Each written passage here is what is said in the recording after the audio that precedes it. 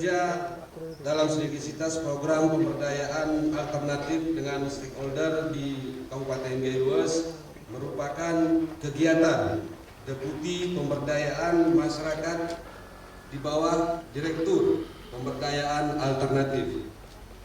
Kegiatan ini dilaksanakan dengan tujuan akhir adalah terbentuknya komitmen bersama antar stakeholder di Kabupaten Gaylues dalam memberdayakan masyarakat yang masih berada di kawasan rawan narkoba agar mampu hidup lebih produktif tanpa narkoba.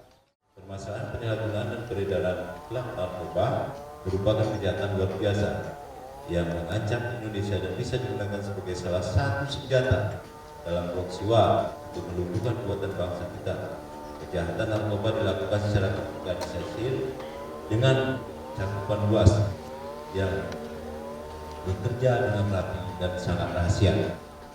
Program pemberdayaan alternatif merupakan langkah konkret dalam upaya menekan prevalensi produksi ganja.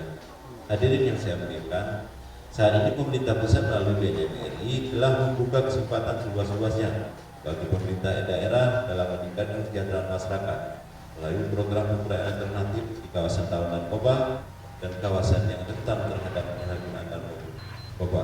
Oleh karena itu, kami berharap keseriusan para peserta dalam mengikuti rapat kerja ini. Dengan mengucapkan Bismillahirrahmanirrahim, acara rapat kerja dalam rangka sinergi program pemberdayaan alternatif dengan stakeholder di Kabupaten Gaylues secara resmi saya nyatakan dibuka.